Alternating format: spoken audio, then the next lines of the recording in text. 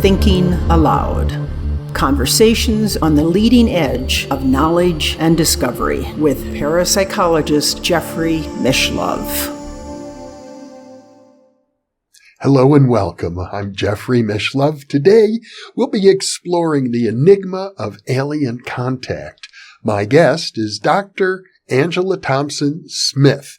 You may remember a recent interview with her about her book, Voices from the Cosmos. In fact, I'm going to link to that interview right now. If you haven't already seen it, you might wish to see it. Today, we're going to focus on another earlier book of hers called Diary of an Abduction. A scientist probes the enigma of her alien contact. In addition, Angela has also written Seer, 30 Years of Remote Viewing, as well as Tactical Remote Viewing, Remote Perceptions, Out-of-Body Experiences, Remote Viewings, and Other Normal Abilities. She's been active in the remote viewing field for a very long time and is one of the founding directors of the International Remote Viewing Association. This is an internet interview, and now I'll switch over to the internet video with my old friend, Dr. Angela Thompson Smith. Welcome, Angela. I'm happy to see you once again. Thank you. I'm happy to be back again. We're going to talk about events that you have been documenting in your own life now for quite a few decades. Your book, Diary of an Abduction, goes back to the late 1980s. And I have to imagine, even though the book was published 20 years ago, that you continued to keep a good record of the events that you describe. Yeah, I'm a journal writer. I don't write every day, but every now and again I'll do a catch up. And so I have files, I have tubs of journals going back decades. To summarize, the gist of your book is that in the 1980s you began to suspect, based on many popular accounts of UFO-related abductions, that this had been part of your own life, and you began a dream journal and other forms of journaling. You attended many conferences, and you arrived at the conclusion that you have been subject to these kinds of abduction experiences throughout, I'd have to say, most of your life.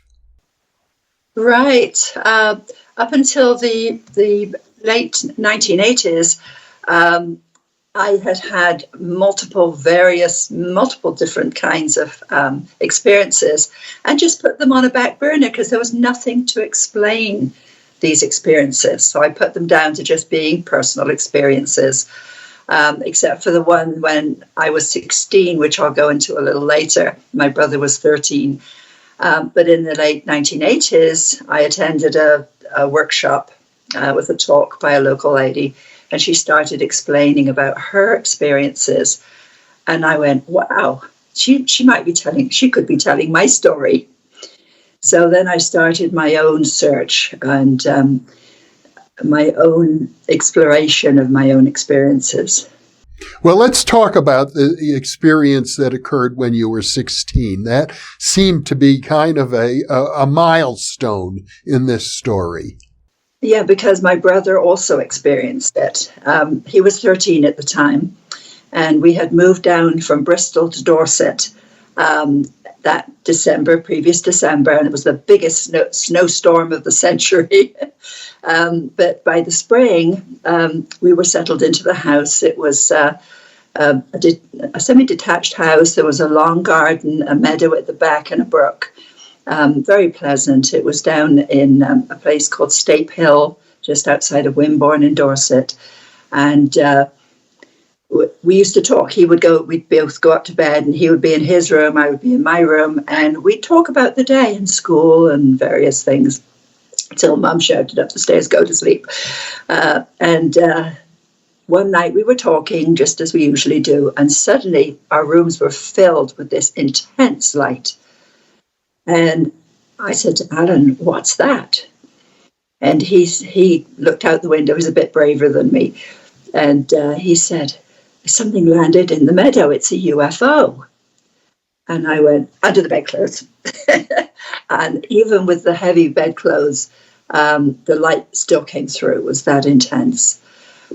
And I kept asking him, what's happening? What's happening now? And he said, well, there's something, creatures, and he didn't know what to call them. He said they've come out and they're walking around. And so we continued like this, me asking him questions. And I believe at that time, they just stayed in the meadow. And then, poof, the light was gone. The light was out. And I remember going, just nothing more. I went back to sleep. We asked our parents, we asked our neighbors, did they see the light last night? Nobody else noticed the light. And it wasn't that late. It was like 10-ish. And it was one of those weird, my brother and I talked about it for years afterwards. In 2009, when I went to England for 6 months because I wanted to see if I could, retire there, or if I wanted to retire there, or what I wanted to do with the rest of my life. I was down in Dorset again, living in Wimborne for the 6 months. And I befriended a couple. He was an investigative journalist. And I started telling him, we were talking about all sorts of anomalies, and he was very interested. And we started talking about UFOs. And I said, well, I had an experience locally. And we talked about it. And he said, well, that's interesting. So I had written it up, and I gave him a copy. I had a copy then of Diary of an Abduction that I got for him. And after a bit, when I came back to England, he contacted me with a book that he'd written called Paranormal Dorset. And it was about Wimborne and around the area of Dorset.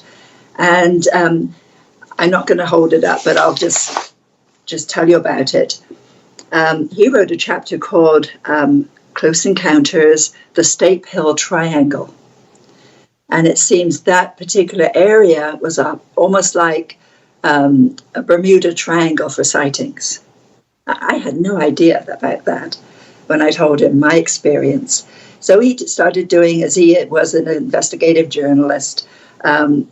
This was Roger Guttridge, the author. And he found 6 events within a few years of Alan and my experience. Not exactly the same, but similar.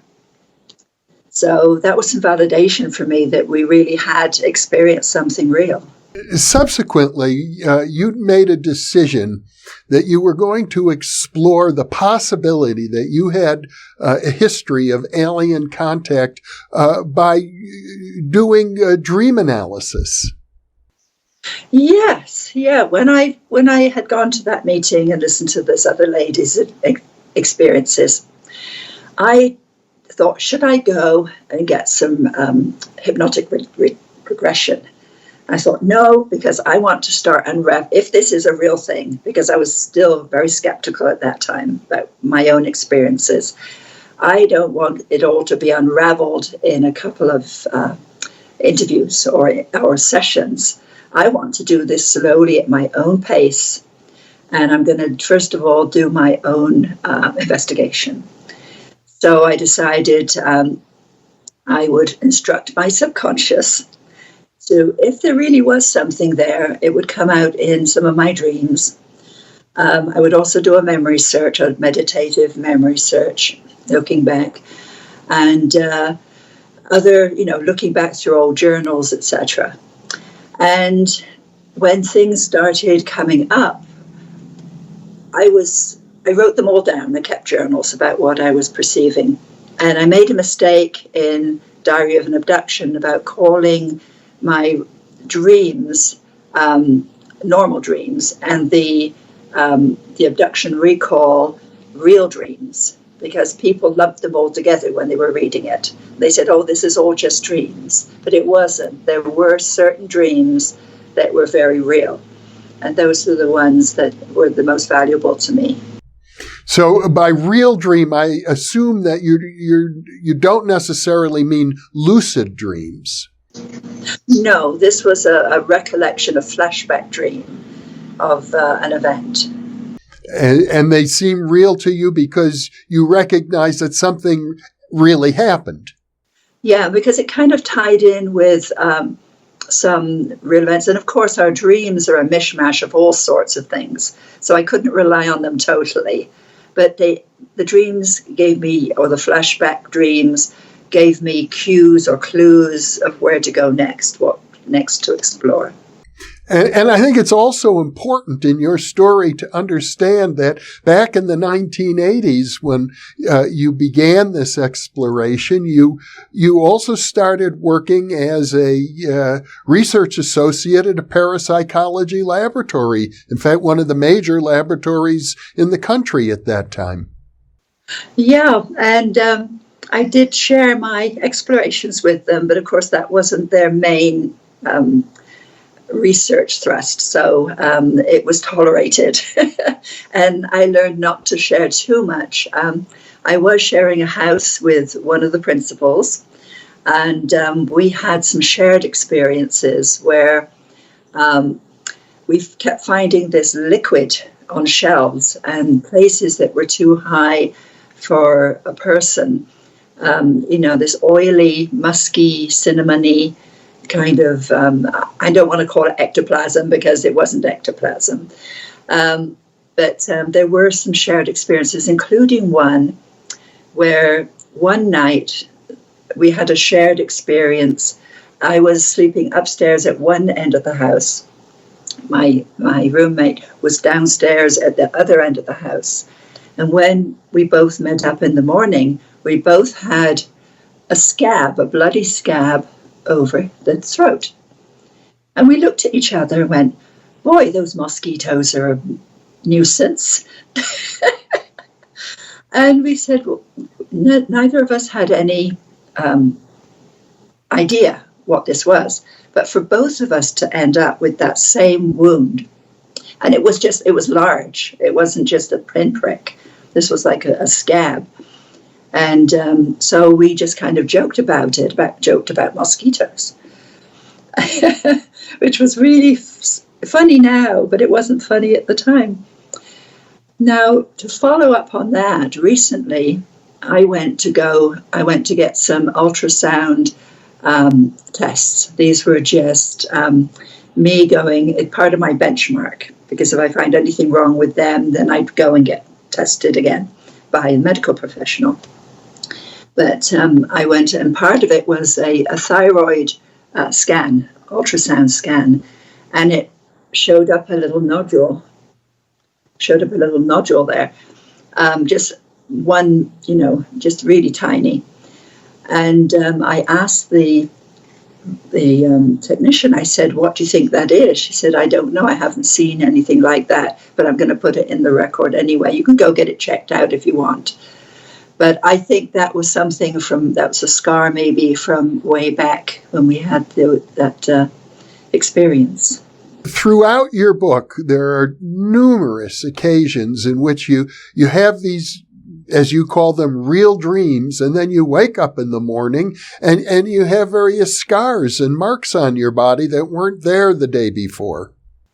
Right. I think there were ongoing current interventions. I call them interventions rather than abductions because that's a loaded term. And I would really like to see another term brought in. My colleague Scott Jones calls it catch and release. But I would have puncture marks over a vein in the hand. I'd have bruises. I would have all sorts of odd marks, unusual marks, triangular marks, square marks, linear marks, marks between my ribs that weren't there the day before. And I'd just been in bed sleeping at night by myself. That led you to conclude, I presume, that basically some, you call them the visitors, have been using you as an experimental subject of some sort, taking biological samples. That was one of the possibilities. I used to have a lovely friend I call her Maria Folger in the book. And she said she had the rule of 6. For every event that's unexplainable, you can find at least 6 explanations. And if you can find 6, you could probably find 60. So I always used to go by this rule of 6, that abductions or somebody coming in and messing with me at night was just one of those explanations, until one night we had a visitor at the house where I was staying when I was at the Pear Lab, and she slept in my room and I slept in the little living room on the futon. And she came down in the morning very shocked, and she said, "What was that happening at night?" And I'd heard noises in the night, and so had the house owner, but we just didn't bother looking. And this lady had got up out of bed to go to the bathroom, and there were 2 little creatures standing in the middle of the carpet that she said looked like gargoyles. Their faces looked like gargoyles, and she said to them, "What do you want?" And at that, they looked towards the other room where I was, and then disappeared and just went. And that really shocked her. And my housemate decided that she would, after the visitor had left, she would sleep in that room and tell them off. They can tell them, "Don't come back. This is not your place." But she never said if she actually saw them. So that was a confirmation. That really shocked me, because up to that point, I was able to put all these experiences into a box, that it could be real, it might not be real, perhaps it is. And when she saw them, and she didn't know my story, she didn't know my history, when she saw them, that was confirmation for me, and it shocked me. Well, I remember back in those years, there was a great deal of talk about UFO abductions. There were conferences, there were books being written. John Mack's book became a bestseller, and you became, according to your own diary there, very, very active in the community of UFO researchers looking into these things. Right. I was looking for answers. And so I went to conferences, I read books, I talked to people, just interacted whenever I could. But what dismayed me was the infighting in the groups. And I wrote about that in the books. I was very surprised. Here were people who were professionals, some credentialed, and they were like the leaders in the field, and they were all fighting each other. And so I opted out for several of those organizations and individuals, and decided just to continue with my own exploration. One of the things you write about is a conflict between therapists who are working with people who believe themselves to have had alien contact or interventions or even abductions, as opposed to researchers. There appeared to be real hostility between these two groups. Correct. Correct. And as I say, that dismayed me, because I was looking for answers, and here they were fighting over the material and how it should be approached. So I decided to continue my own explorations. It's worth getting into this conflict a little bit, because it raises some questions about how do we get at the truth here.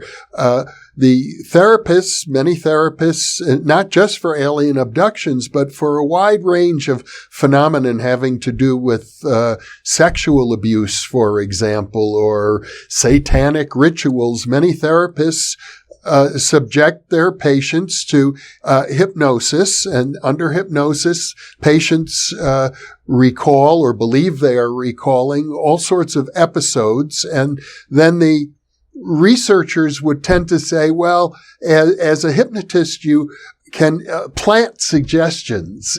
So that was one of the reasons I didn't want to go to a hypnotherapist as well. I'd heard of at least one researcher who I will not name, that he'd been leading his patient subjects. And I finally found somebody in Princeton that I felt I didn't want anybody recommended to me. I suppose I was a little paranoid at this point. And I'm not a paranoid person.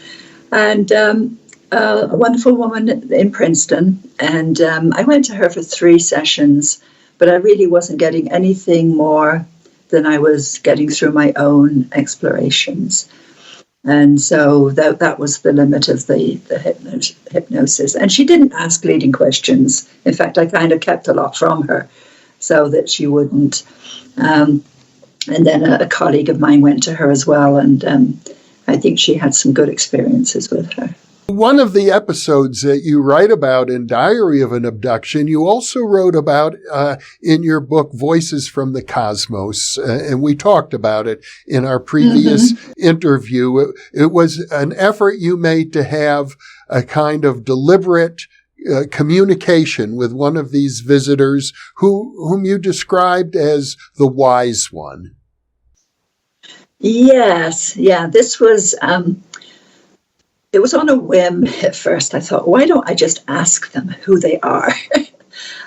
So I did a meditation, and I was quiet on my own. The house was quiet, and I put out a request to talk to somebody. And what appeared in my visualization, I didn't see the entity myself, just in visualization. And it was the most ugly thing. And we met in what was we termed as a neutral space. It was a woodland, a visual woodland. And I put out my hand, and he put out his hand, in quotes. And we both exclaimed how ugly each other's hands were. Which was, I said, let's be honest from the start. And then we talked about all sorts of things, including time, the concept of time, and how the alien concept of time is alien. It's very, very different. Our concept, our accepted Western concept of time is linear. Theirs is more lateral or undefined. So that was interesting, and I kept giving examples of what we considered time. Ticking of a clock, a sundial, etc. And they said, no, you're just measuring the ticking of the clock. You're measuring the length, the rotation of the sun around the earth. That's not time. So it was very interesting to get this other viewpoint. This communication was the beginning of really what led to the ongoing communications that we previously discussed and are recorded or reported in your book, Voices from the Cosmos. But your book, Diary of an Abduction, ends, and of course, it was published in 2001. But I have to presume these interventions continued after that. For many, many years, even when I moved out here to Las Vegas from New Jersey. And I continued writing down, as if it was a noteworthy event. And I also talked with other people who had experiences. And I had heard that as women went into the menopause, I'm not sure about the guys, but with women, that the interventions ease off. And that actually happened with me in my 50s. And I was a little disappointed because I got used to these guys coming around. I had lost the fear. I had a great deal of fear in the beginning, but by the 50s, I lost that fear. And I kind of missed them. And they still came around occasionally. And then I was able to help other people with their experiences to talk about. And that's when I wrote up Diary of an Abduction, 2001. So you mean by that time the experiences were already starting to diminish? Right. And I asked a few people who'd been through that process, and they said they thought it had to do with the concept of the Greys, one race of ETs, creating hybrids. And as women age, of course, they're not so useful for that process. Well, there are many reports in the contactee literature of women who feel they were pregnant and then something happened and the pregnancy disappeared, and oftentimes I've heard women talk about that they are introduced in some sort of a intervention to a child, a hybrid child, which is their child, and they're asked to provide some nurturing for that child.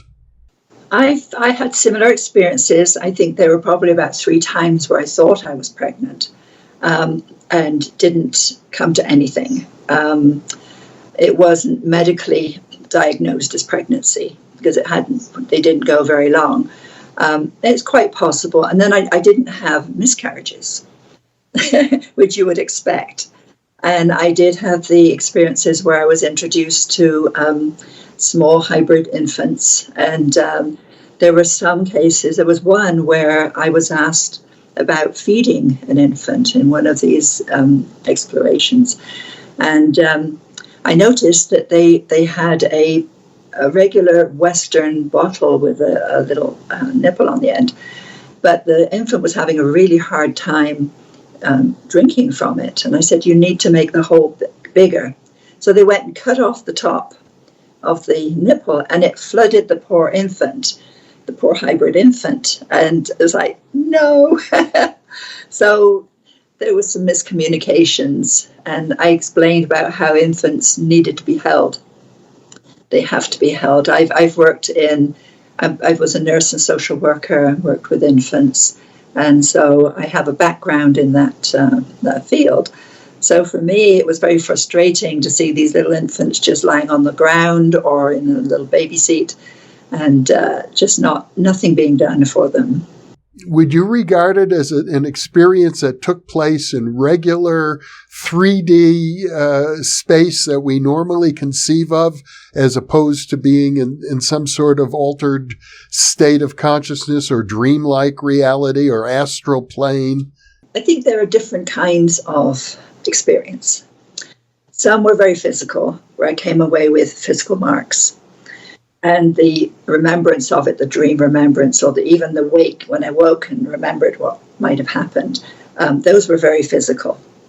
There were some, I think, that were interdimensional or astral plane, because I've had out-of-body experiences since I was a child. So I know some of them I recognized as that kind of an event. So you can't say it's one thing or another. Some people say, well, it's just interdimensional, it's just astral plane, it's purely physical. I don't think it's any of them. It's all of those. Now, another aspect of your book, a really fascinating aspect, is what you call, as I recall, Abduction 1 and Abduction 2. Right. As I started doing my own research, I came across the concept that perhaps because the U.S. government, U.S. military don't know what this is, or maybe they do, but they don't want to say, they also have their own programs in place. Some people call them MILABs, or military abductions. I'd like to just call them 1 and 2, because there are differences between them. Abduction 1, which is the ET type abduction, there are some very, very, some of them are researched, that the ETs are not interested in our heart or our pulmonary system. They have very specific goals, and there's certain tables, rooms, environments. They're very much Abduction 1. Abduction 2 is what we would think of as the military government abduction. And I can understand that happening, even though I don't like it, that this might be, it's not with permission, it's not with consent. but there are very human gurneys, mattresses, blankets, equipment, etc. So the two there are some overlaps, but they can be differentiated. Now, I know for certain in the community of contactees, there are people who are convinced that it's actually the U.S. military conducting surveillance and abductions in order to learn more about what the alien abductions are about. Is that the viewpoint that you subscribe to? Yes.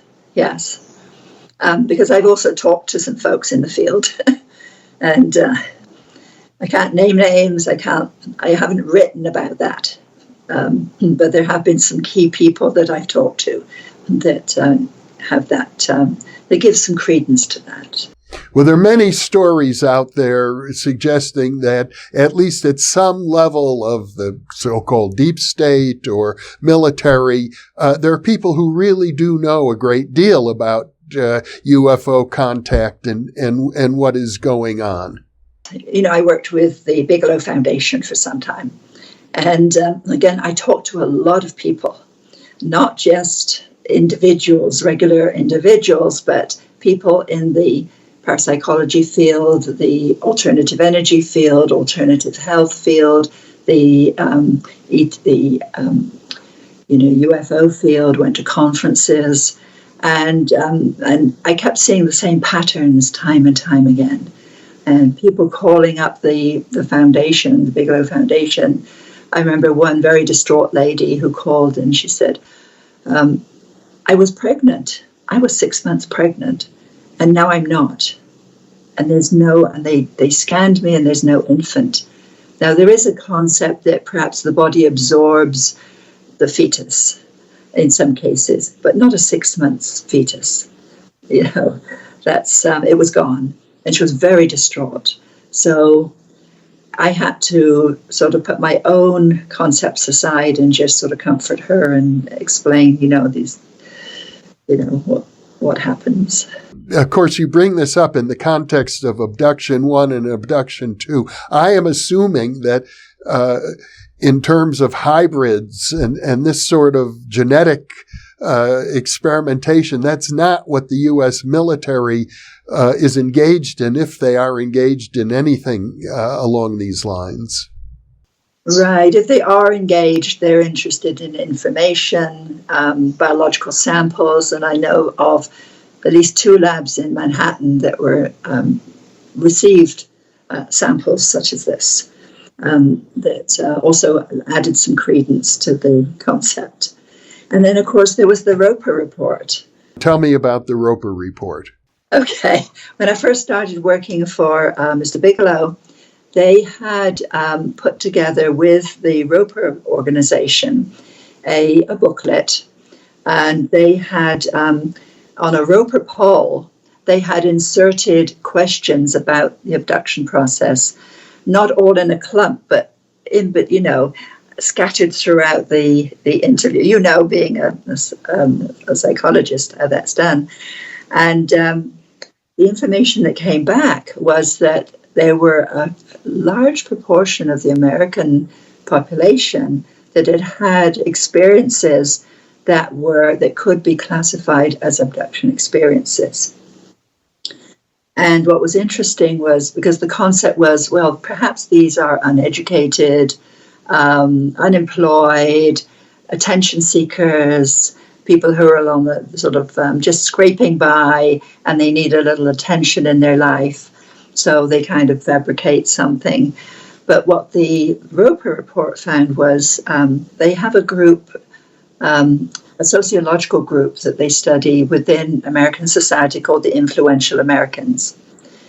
And the Influential Americans had the highest number of abduction experiences, which was very interesting. These were highly educated, highly employed, very logical people.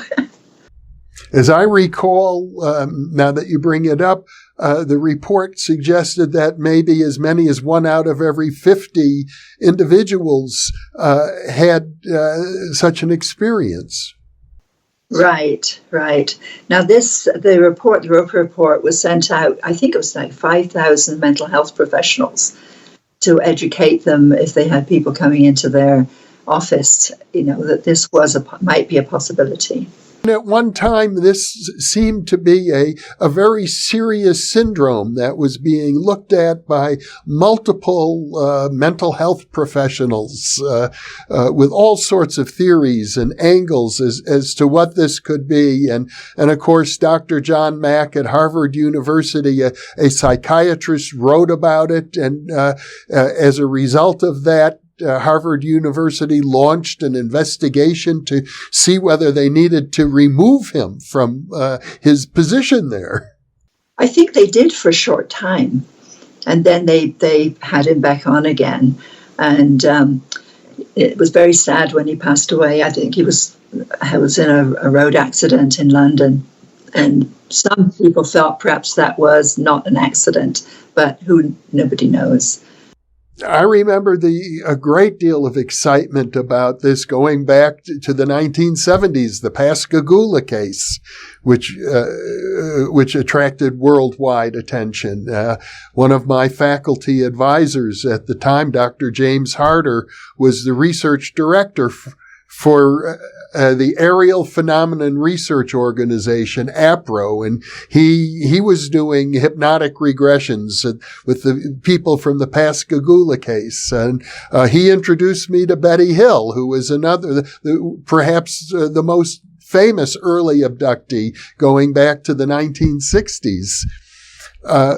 But how do you think where the field stands today after nearly half or more than half a century, really, of public awareness of this sort of thing? It's in stasis. There doesn't seem to be a great deal of research going on.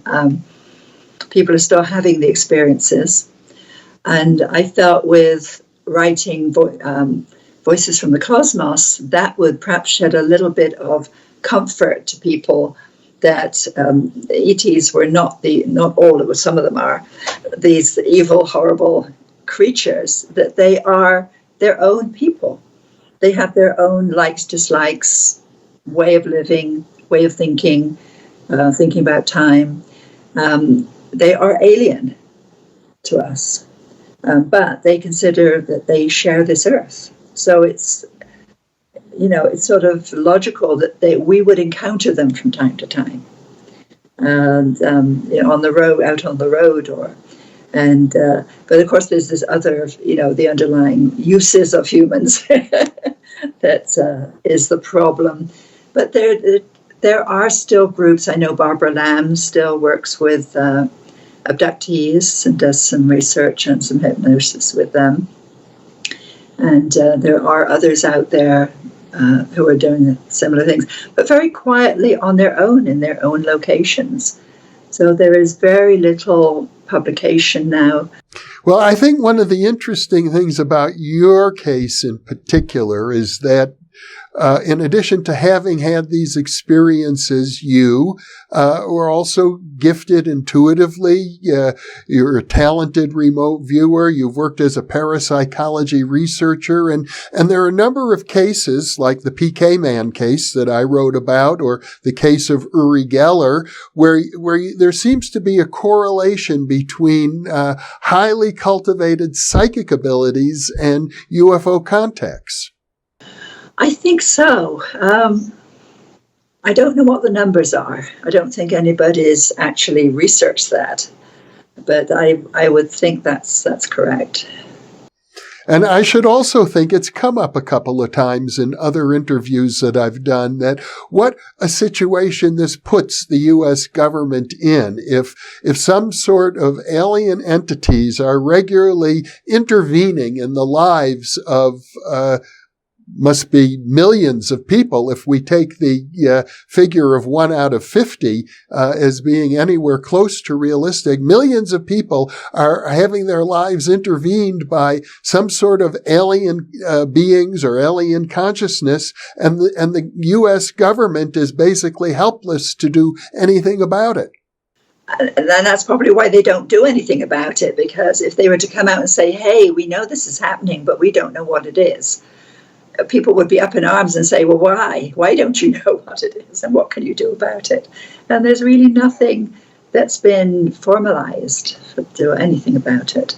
Some researchers, like Jacques Vallée and others, have pointed to the similarity between the stories of alien contact and stories going back for centuries about gnomes and elves and fairies and mythical creatures that interact with human beings, and suggesting that this could be, it could be that what we now think of as aliens were once described more as spiritual beings, or vice versa, that they really are spiritual beings, and we project upon them the idea that they're aliens. Right. Then there's also the concept that because we're in a technological age, we're now seeing them and interpreting them in a technological explanation, whereas in the Middle Ages, perhaps they were more interested in gnomes and elves, and but there are similarities, and the Eastern concept of the jinns, very, very similar. If you read some of the characteristics of the jinns, very similar to the Greys. So I would imagine they've been interacting with us for centuries and interpreted in the context of each century.